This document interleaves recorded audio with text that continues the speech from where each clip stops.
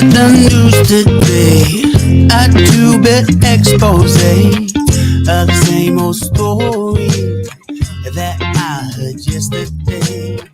Yeah, it goes the headlines, man. They all just go to blame. They're framed and fixed and rigged, and you know they're all just spam. So buckle down. That music, of course, means that we are live with Innovative Strategies with Bill Haase, except Bill Haase is not here today. So, Deb, if you'd go ahead and introduce yourself and your guest, and we can get flying. Absolutely. Good morning, everyone. I'm Deb Dietz, and I'm delighted to be here today on Innovative Strategies, hosting for Bill Haase, my business partner. So, Bill, thank you so much for the opportunity. We're going to stay with the theme of your show, Innovative Strategies. And today, our special guest is Hector Barresi. Hector and I know each other. Hector is a business strategist. He has years of experience working with multinational corporations as well as small to mid-market businesses. He is a strategist, an innovator. He is someone who knows how to leverage technology to improve business performance. And today we're going to have a conversation about how we can leverage technology and innovate to create new value for your customers while also finding ways to improve profitability. So, Hector, welcome and delighted to have you with us today. Thank you, Deb, for inviting me. It's a pleasure to be here. Absolutely. Tell us a little bit more about yourself. Well, I think, first of all, your introduction was quite comprehensive. I have more than 20 years of experience as an executive for large companies in eight countries in Europe and in the US, General Electric, Danaher, Honeywell, IDEX, a few more, and I learned a lot, and I created a number of very successful products using innovative and emerging technologies, sometimes even blue ocean strategies. I've had sometimes to create the markets for these products, and they ultimately were very successful, and these companies ended up making, hundreds of millions of dollars.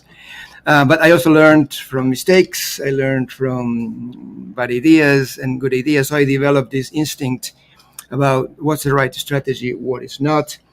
I learned a lot about creating and transforming organizations because they are key to the success of any company.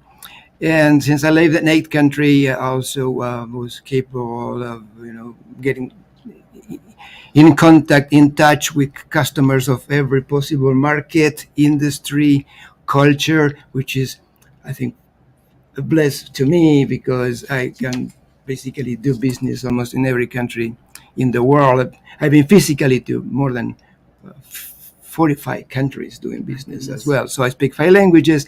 And right now I work with small and medium-sized companies, helping them build the new products, grow through creative strategies, develop go-to-market plans and campaigns so that their products are successful. And some companies too have helped me to build the exit strategies. And some of the companies I have worked for have been acquired by very large companies like Schneider, for example. Okay, sure. Right. So it's a list of services and capabilities that I provide to my clients. Well, I appreciate that. You've got a great background. And, one of the things I wanted to really focus on today is, those innovative strategies that can improve business performance, both on the revenue generation side and also on the operational efficiency side. So ways of driving top line growth while you're simultaneously looking for ways to improve or reduce operating expense. So you're ultimately driving profitability within the company. And I think in the spirit of our conversation today, what I'd like to end with is leaving our audience with some practical takeaways, things that they can take forward within their business and implement. So I think our promise to our audience is that by the end of our time together, they will have at least one key takeaway that they can then move forward and implement, either it be on the revenue generation side or the cost reduction side. So I want to kind of split our discussion in half that way. And let's start on the the revenue generation side, driving business growth within your organization, and some key best practices that business owners, leadership can employ to be able to drive revenue. And I think a good place to start the conversation is to focus on how to do that most effectively, and what is the best practice in order to uncover opportunities for growth, so that you can then inform the creation of your business strategy.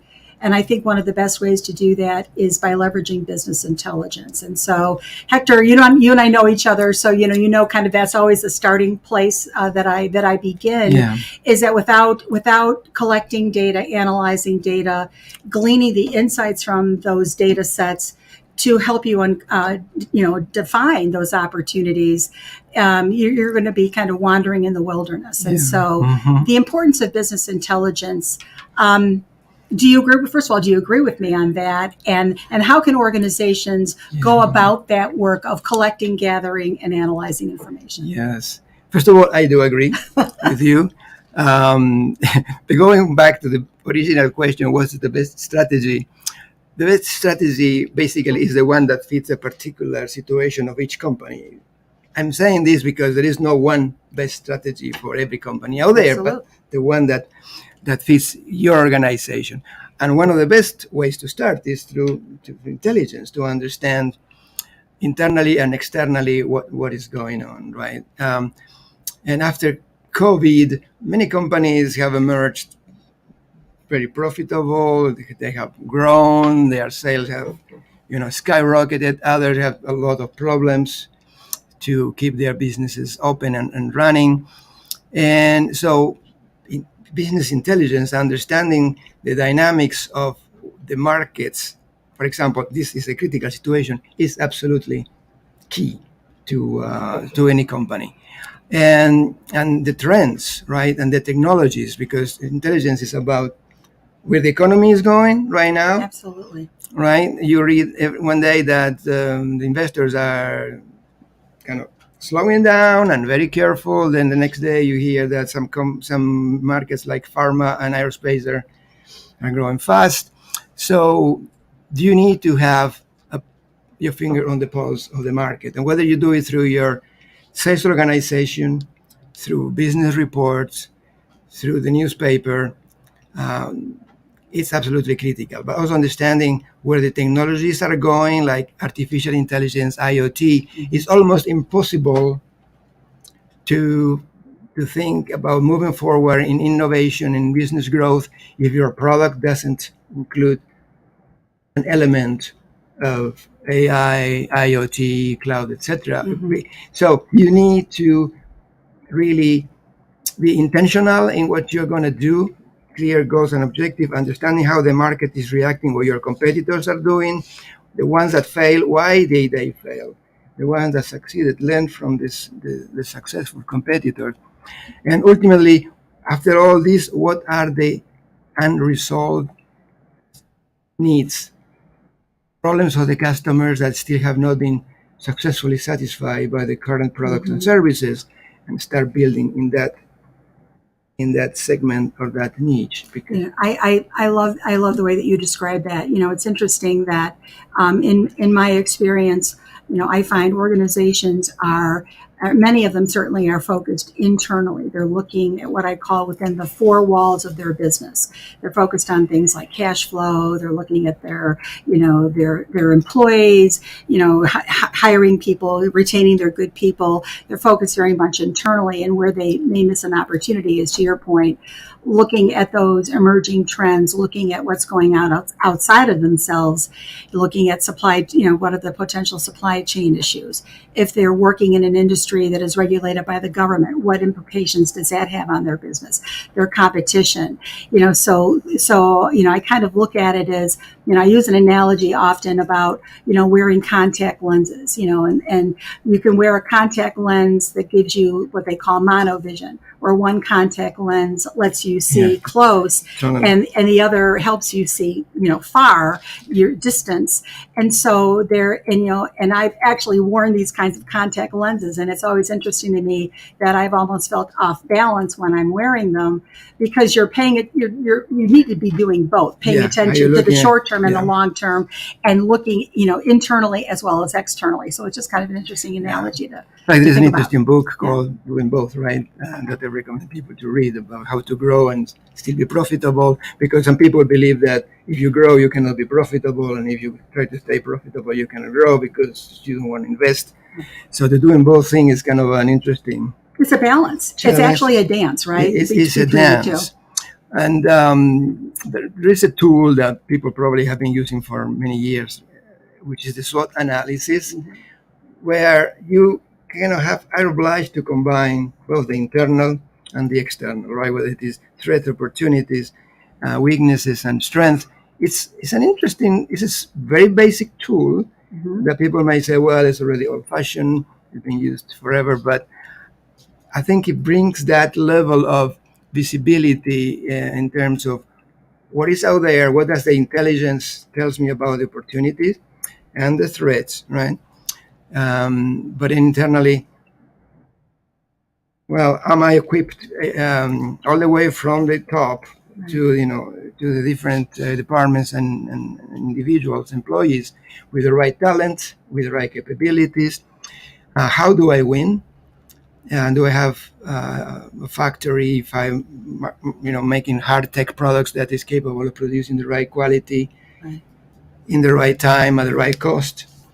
Or do I need to address that? So that's why I said it's an interesting balance between what is out there, how do I win, but what are the internal enablers that I need to consider? And if I don't have it, where do I start? Where do you start? And I think that it's, you make a good point about, people may, kind of, say, okay, a SWOT analysis, it's dated, is a dated process, but it is critical to understanding what those opportunities are and how your ability to deliver and affect positive change within your organization to be able to capitalize on those opportunities. So, and I think there's a way of extracting some insights coming from the data sets that you're gathering and collecting to help you identify, okay, what are our strengths, what are our threats and opportunities, and then how are you going to develop the roadmap to capitalize on those opportunities, right?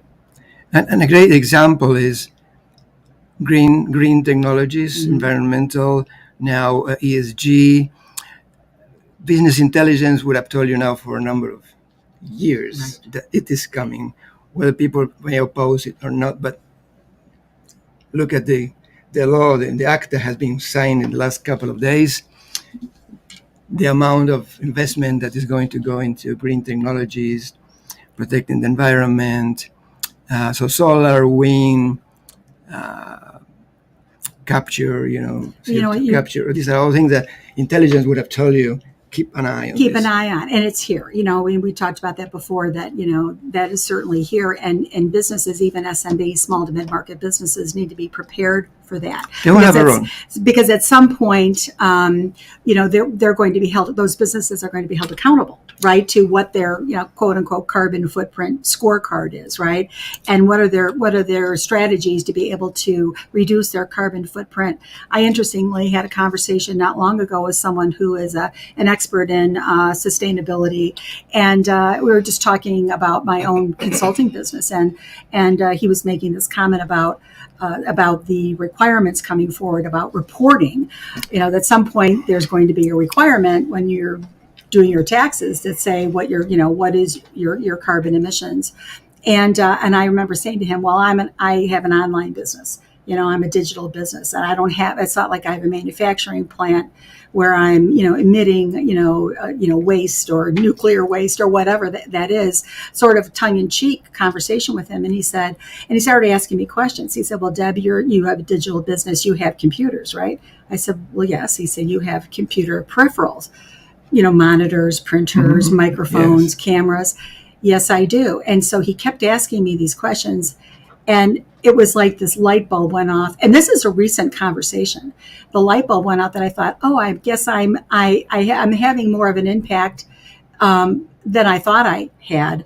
And so now that's part of my thought process to say, what do I need to be doing? But then how can I help support my clients in making sure that they do have strategies in place to be able to, number one, take a measure of what the current state is, and then put improvement plans in place. Correct. Right? Correct. And so it's like awareness is the starting point. Again, whether you do it via a SWOT analysis or an environmental analysis, just counting all the peripherals that you have. Right. But every company and every individual makes an impact, right? Environment. Right. Obviously, the companies are will be subject to more stringent reporting. And this is, again, apart from the awareness that we do have a role and responsibility, it's an awareness of the opportunities.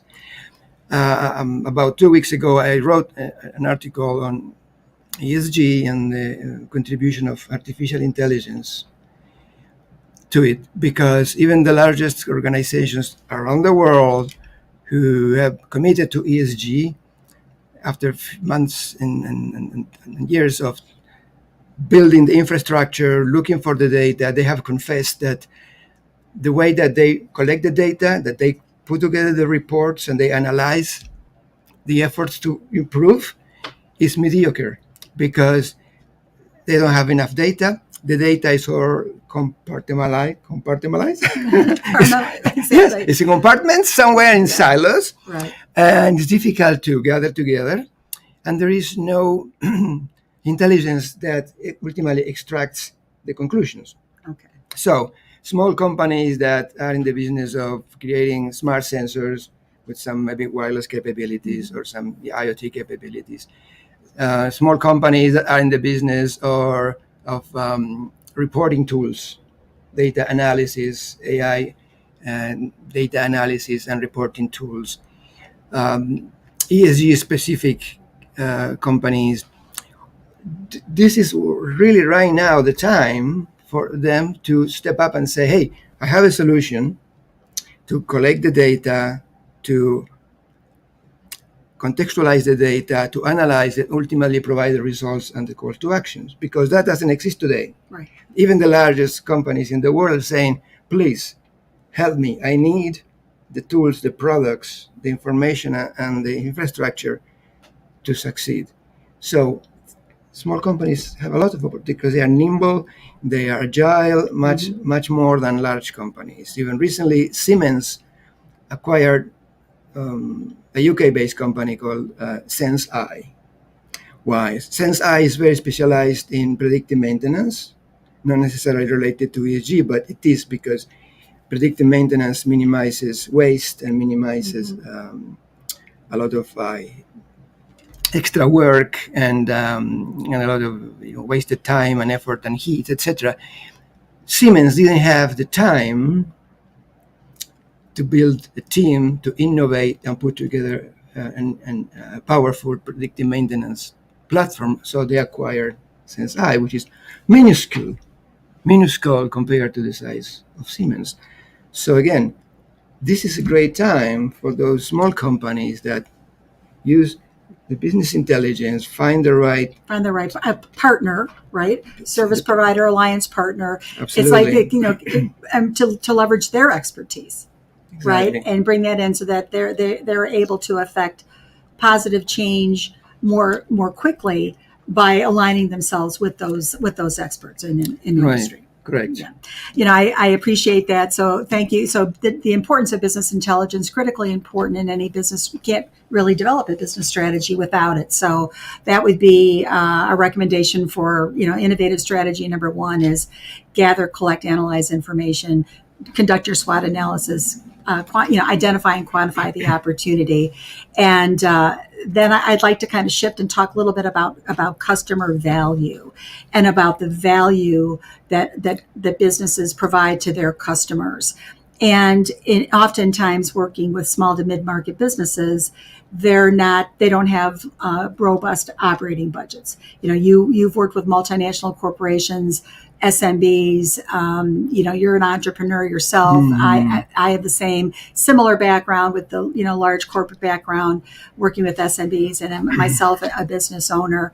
And and when you are a business owner or you are an SMB, your operating budgets are kind of lean and mean. So you have to find ways of generating revenue, leveraging your current products and services. And so we've had a conversation previously about the need to conduct, product lifecycle analysis. You're an advocate of that. And one of the exercises that I like to work with clients is a kind of a product mapping exercise where we're looking at their current portfolio. We're looking at the trends, the sales trends, and the margin trends over time, so that business owners have the ability to say, we're making investments in products and services that now potentially are not providing a positive, financial return. Correct. So you have to go through that exercise to be able to say, what is working for us and what isn't, because there's, these budgets are lean and mean, and you're constrained by your ability to innovate, because you can't fund innovation if you're spending on your current portfolio, maybe in ways that you shouldn't. So another innovative strategy, I think, is kind of go through the exercising the analysis. And here we're kind of kicking this off our conversation today, talking about data and analysis. You have to gather data and then you have to analyze it, right? So tell us a little bit about your efforts with life cycle analysis, and then I'll share a little bit about the work that I do with product mapping and how you can find savings over here to fund some new ways to innovate and create new value for your customers. Sure.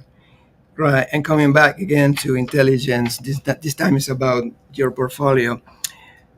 Let's not believe that you have to start now with this analysis. You should have started, Exactly. right, some time ago, because this is not a one shot. It's not just a screenshot or one time in history.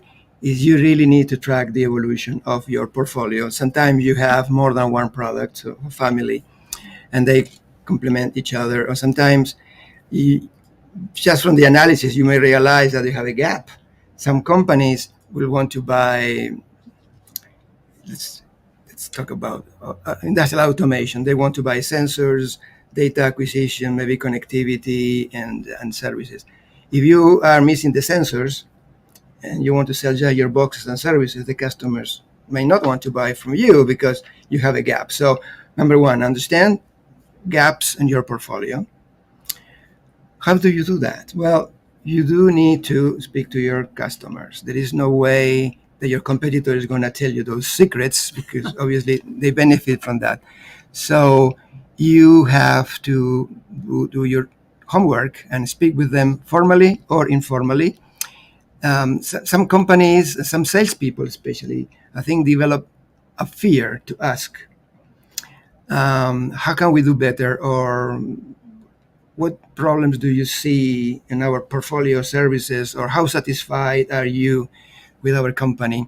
And whenever I am in front of a customer, I do the opposite, because typically I am the one who comes and visits together with the salesperson, and I say, here's Hector, he would like to ask you a couple of questions. And I start with, how happy are you with our products, our services? How innovative do you think we are?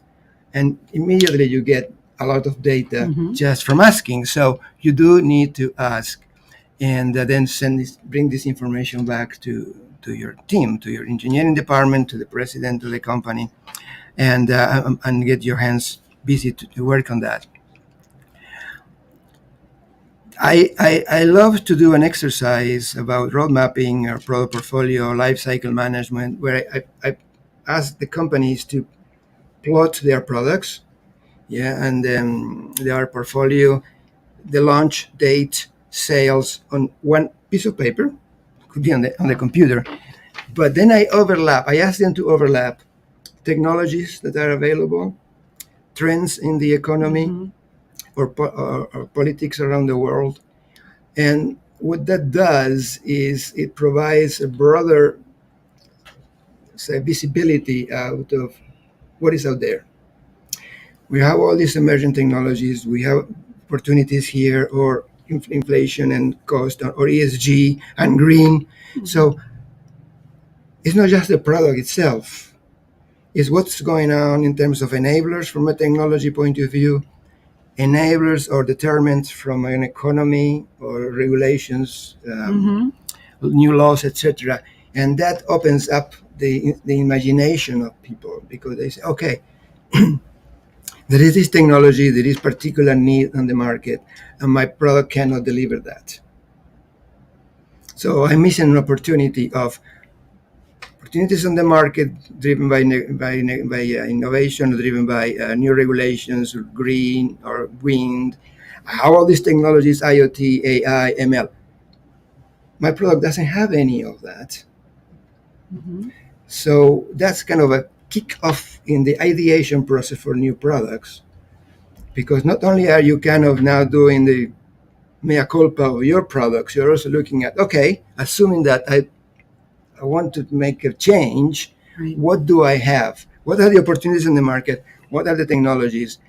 And so how do I get hands-on to bring that into my portfolio? I love that, because without that kind of that lens, your ability to implement and execute is constrained, right? So you need to have that insight, that lens, that allows you to say, this may be a great opportunity to innovate or to develop a new product or service, but maybe you're constrained by technology, or maybe you don't have the right solution at the right time, and so all these factors have to come into the decision making process and to prioritize, because we talk in terms of, you mentioned ideation, and there's no lack of ideas out there, right? If you're asking the right questions and you're getting that feedback from your customers, your suppliers, your vendors, the economy, the external landscape, you may find that you are limited in your ability to implement and execute. And so,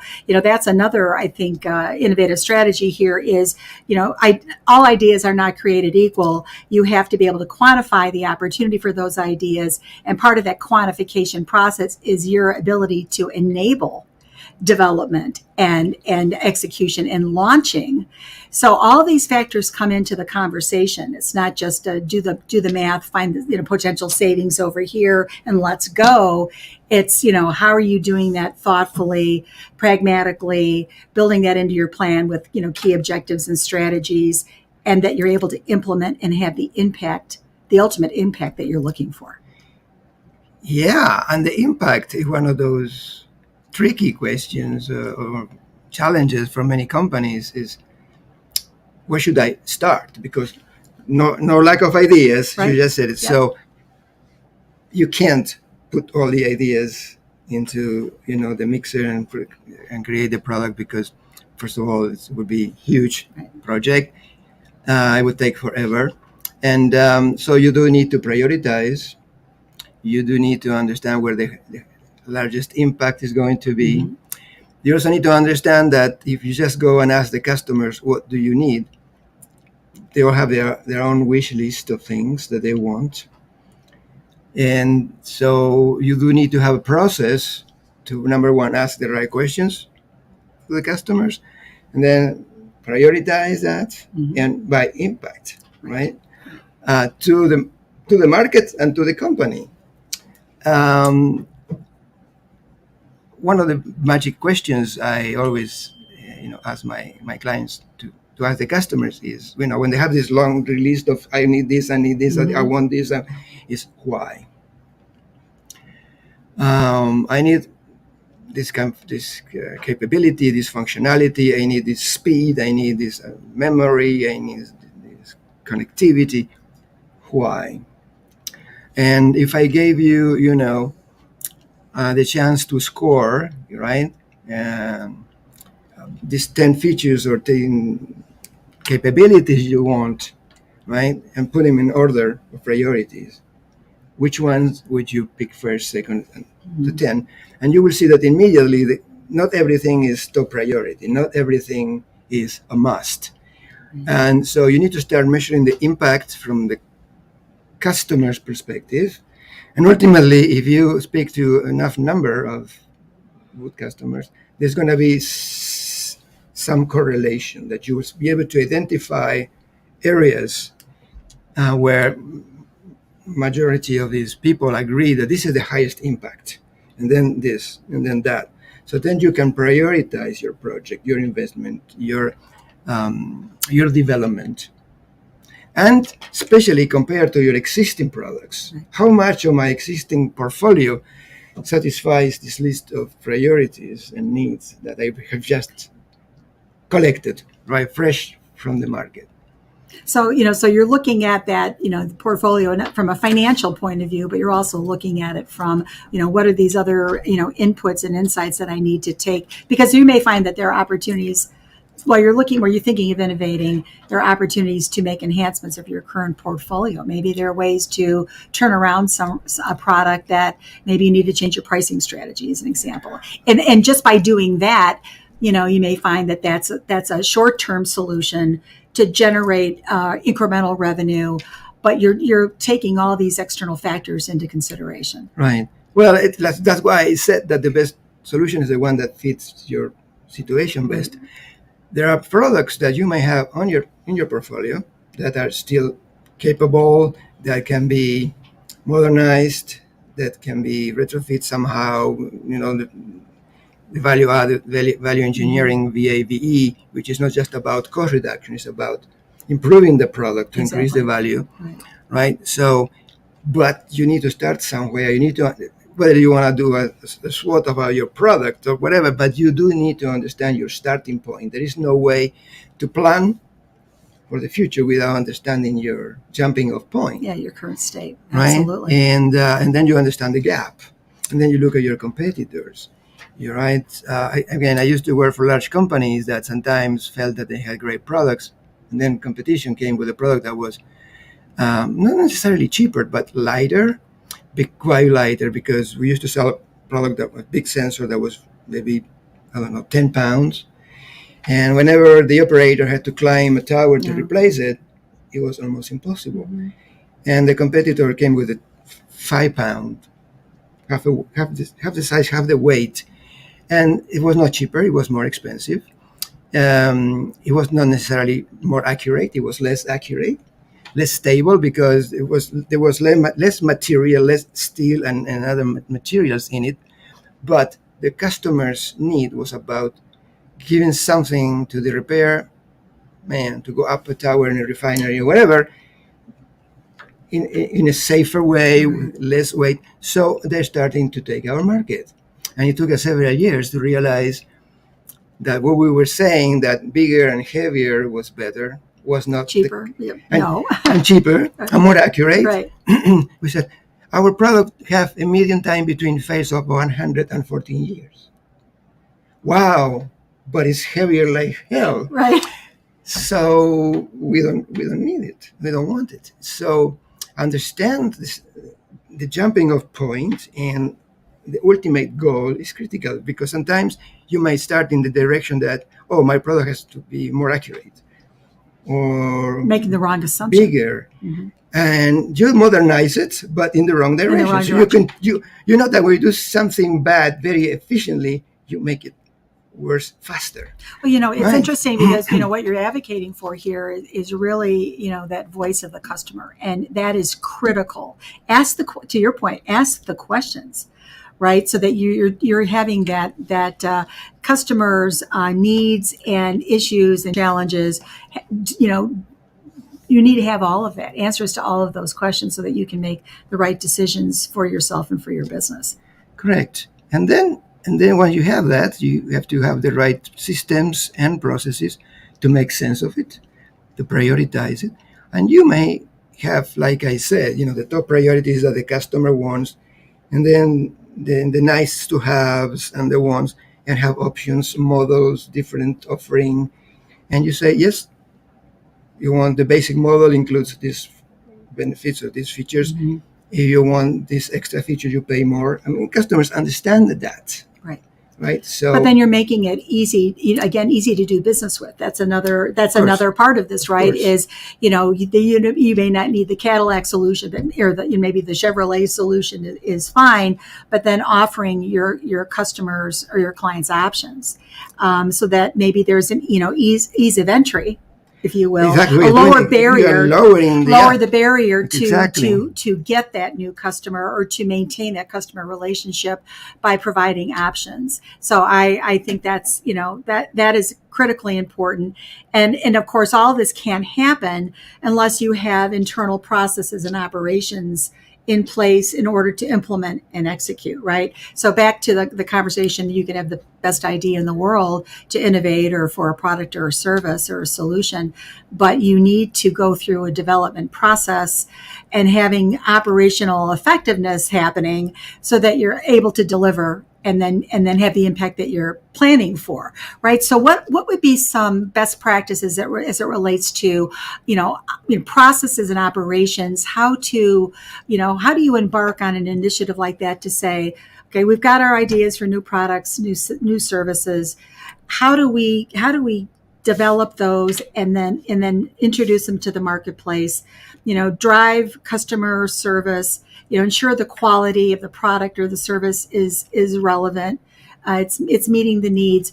What are some great ways to think about how to actually implement and execute on all those great ideas?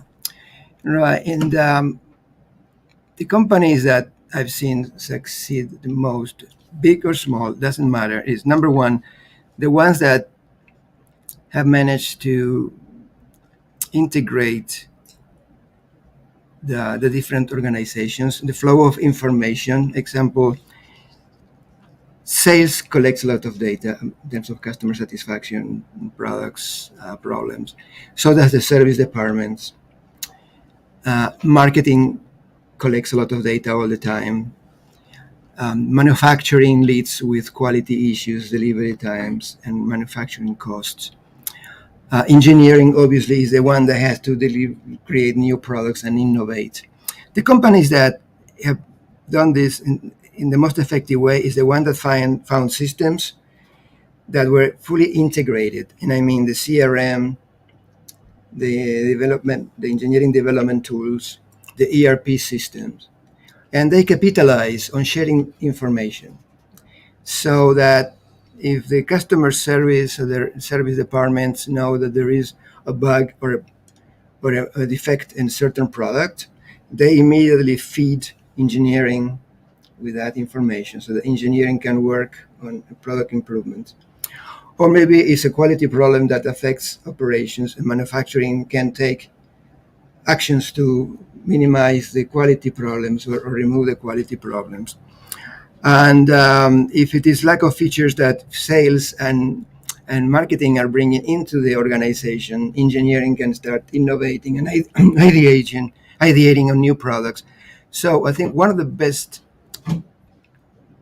practices is, first of all, remove silos between the different departments in an organization, build a platform that can integrate data, information, and capitalize on this information as a cross-functional team, and meet regularly. I mean, engineering has to speak with manufacturing. Manufacturing has to speak with sales.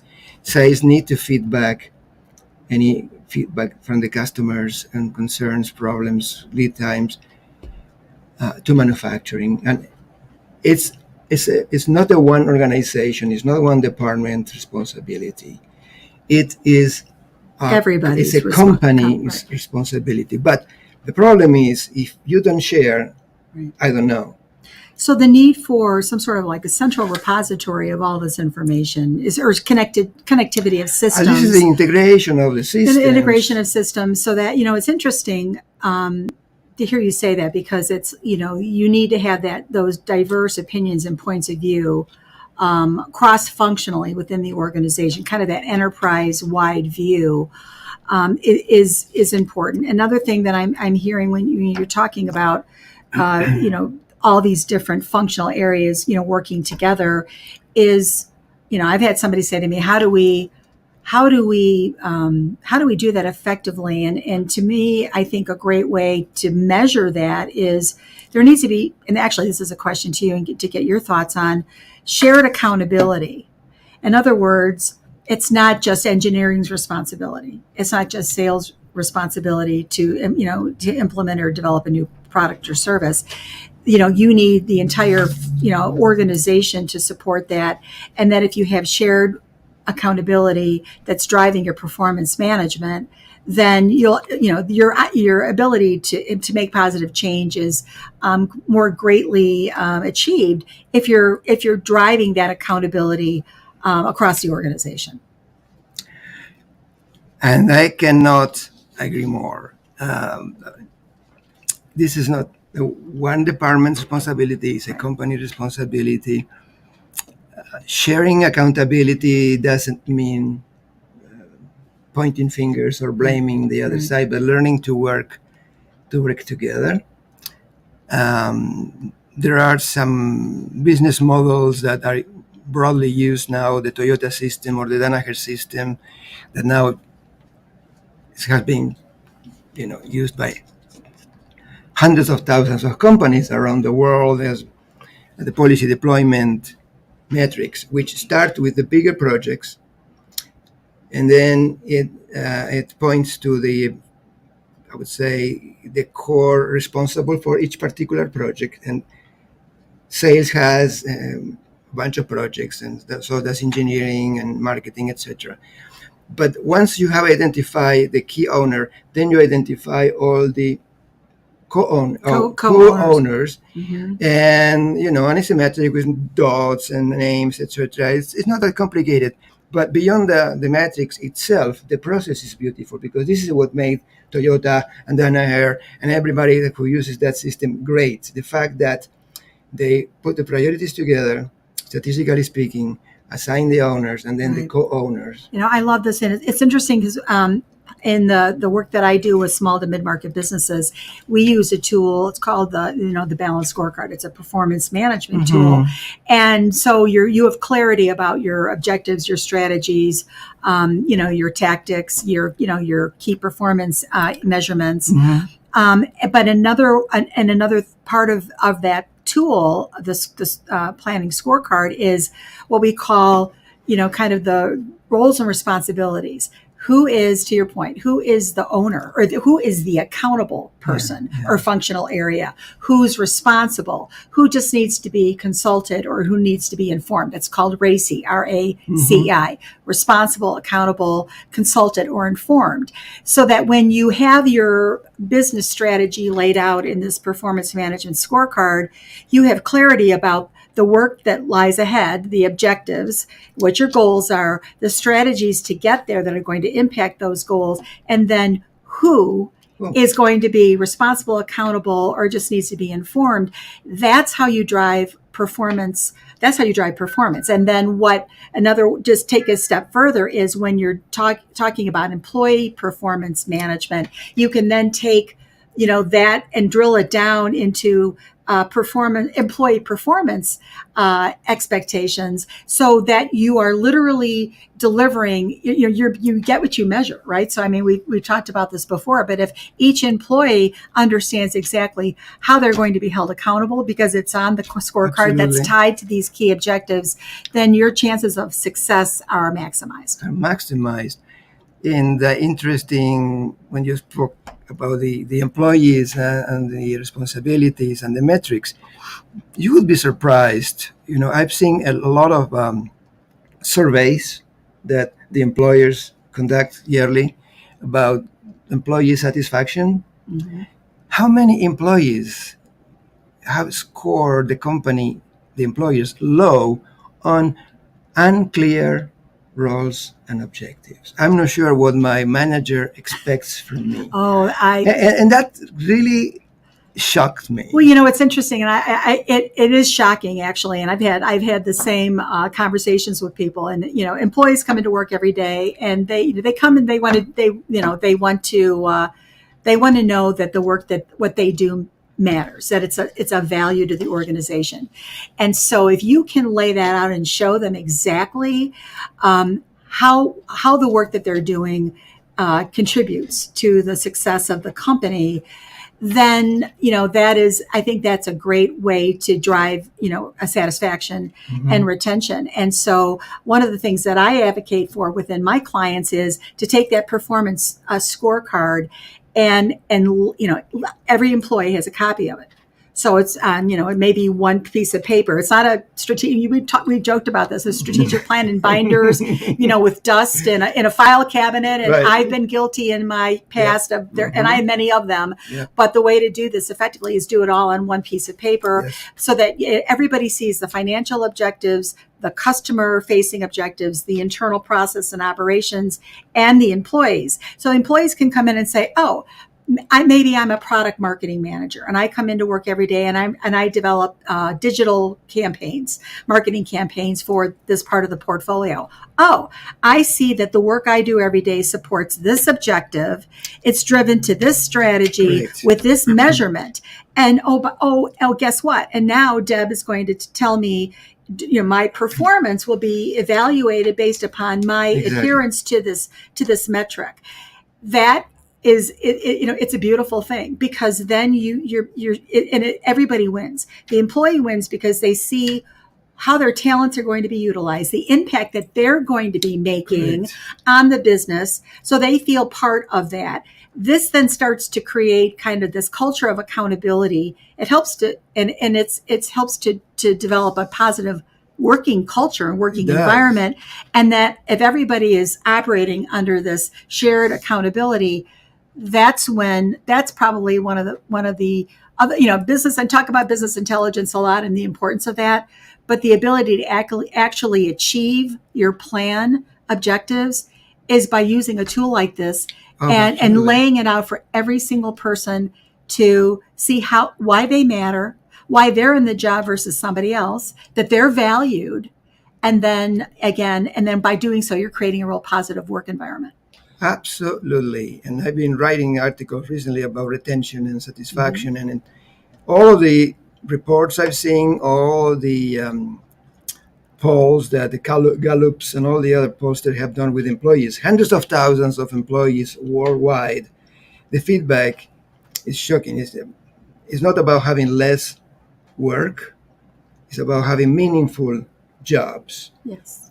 The employees want to have a job where they see that what they do has an impact that is used somewhere and is going to benefit the company. So that shit creates the meaning. It does create the meaning behind to do it. And it's interesting too, because that's kind of on the back end when the plan, when the scorecard is developed. The way you get there is when you're going through the planning process.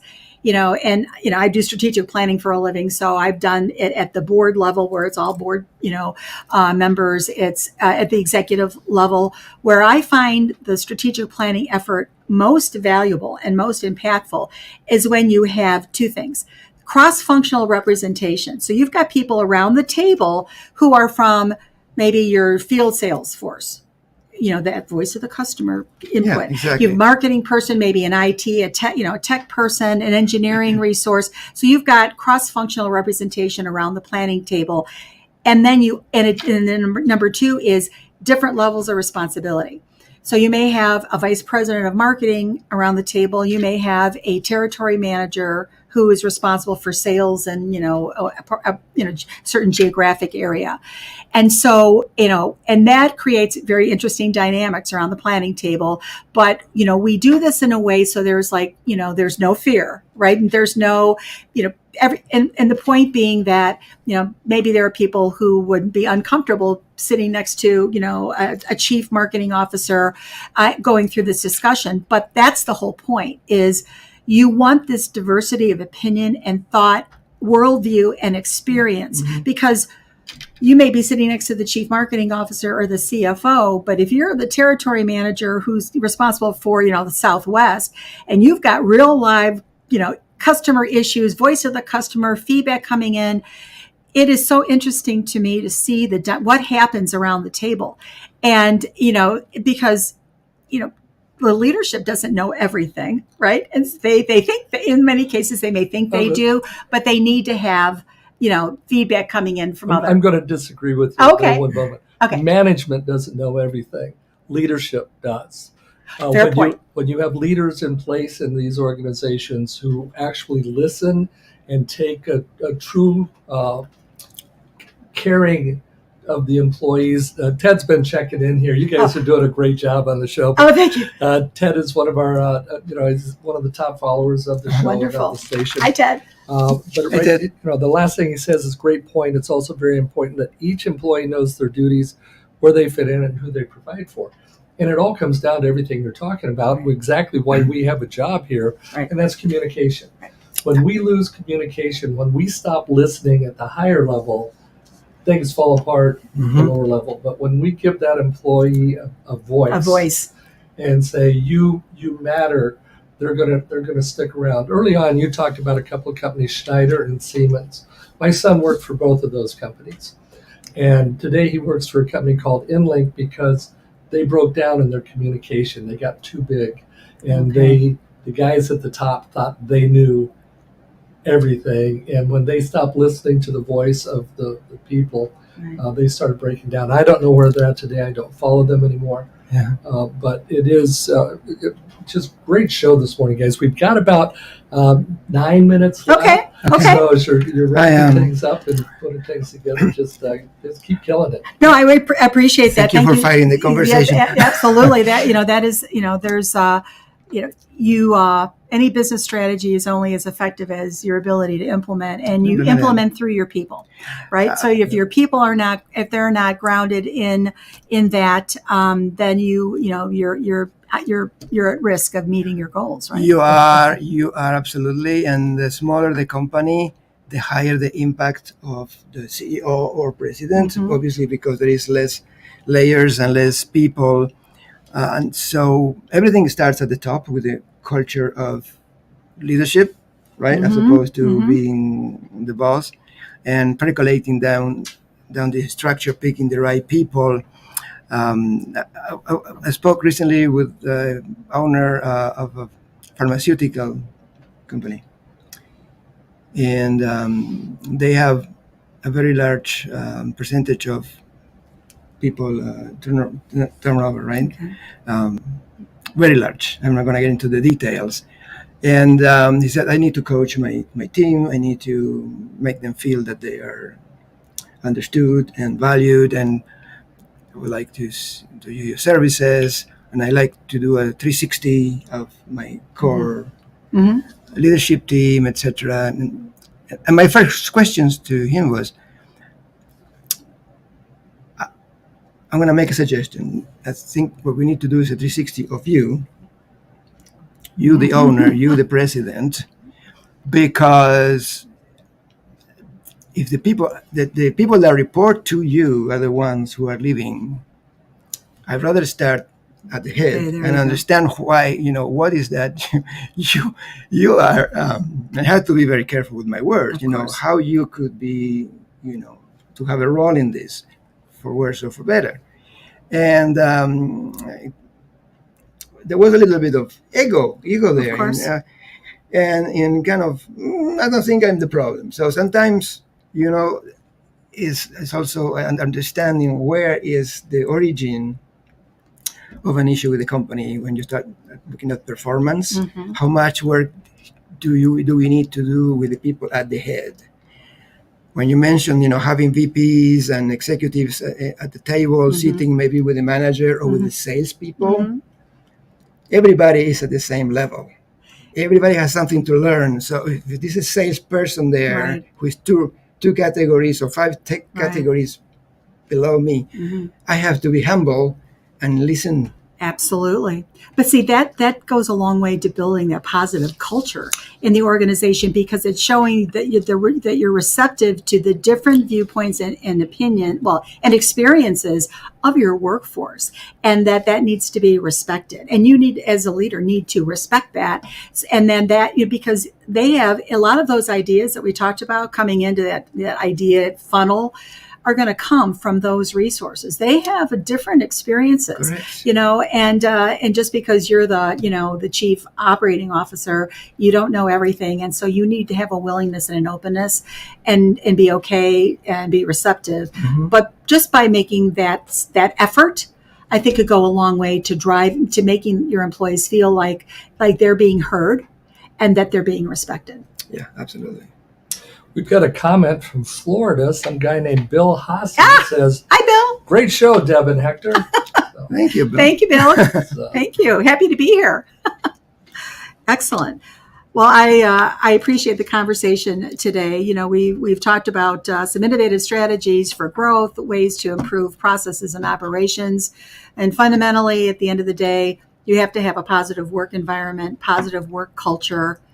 You have to, kind of show your employees the roadmap of how they can contribute, how they can make a difference, how they're valued. Reward and recognize them. Give them a seat at the table. I think if one of the key takeaways here today is invite them in and let them be part of the conversation. Yeah. And I think everything starts with a strong vision. If I want to invite you or my employees to the table, is to share a strong vision for my company, and I want to make them all part of that. So it has to be compelling, it has to be current, it has to be energizing. Your employees need to see you, the CEO or the president, as personalization or the materialization of that. There you go.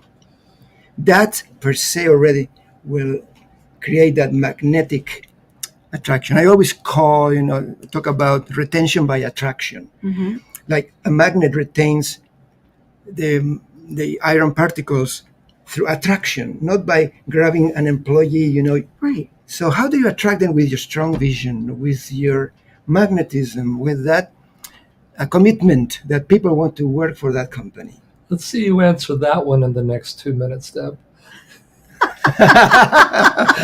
Well, I'll tell you, it's interesting because I think that, the starting point of this is that vision. It's kind of like I think of the vision of the organization as being like the pillar of your brand, right?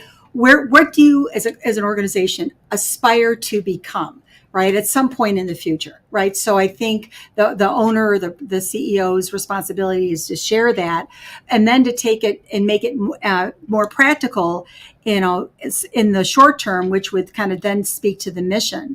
So the mission is something where, it's like, what do we need to accomplish this year? Yeah. And that, and so it takes that vision, that long-term view, and brings it down to the current day. And then from that, you've got your scorecard, your objectives. And so then your people are able to say, okay, I get where we're going because our CEO has shared that vision with us.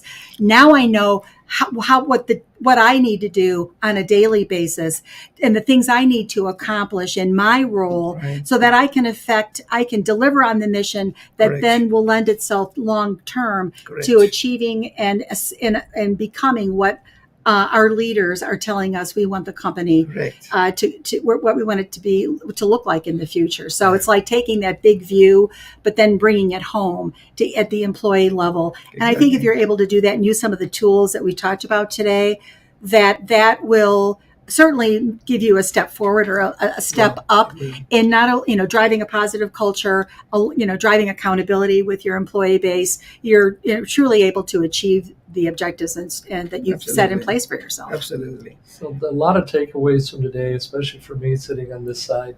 You guys just a brilliant conversation. But we have some giveaways today also. And we got 2 tickets to Blues, Brews, and Barbecues. It's coming up on the 19th, 20th, and 21st in McHenry. It's put on by the Rotary of McHenry. Excellent. And it's a great time. Wow. And so I threw out there, if you see the little banner going across the top, that the person who had the most legitimate input was going to get these. So Ted Legal, Ted. you're going to Blues, Brews, and Barbecues. If you need a guest, Excellent. I'm available. Have fun, Bravo. Ted. But thank you guys so much for being here today. We're in that last 60-second moment where any last thing, this will be the last thing people hear just signing off. What do you want them to take home with them for the rest of the week, the rest of their life. No pressure. Well, the last message is this is not a sprint, it's a marathon. So continuous improvement is the other takeaway that you do need to keep in mind, is that every day you need to look at how do you do it better than yesterday, and this builds up on the previous improvement. So that will catapult you to a great level of continuous success. process improvements, and keep an eye on the growth opportunities to drive revenue within your current portfolio while you're innovating and creating new value for the future. Well said. That's bringing us in. Thanks for getting caught in the net with Innovative Strategies with Bill Haase, who wasn't here, but Deb and Hector were. A great show today, guys. Thank you. They all just go to plan. They're framed and fixed and rigged. They're all just spam. So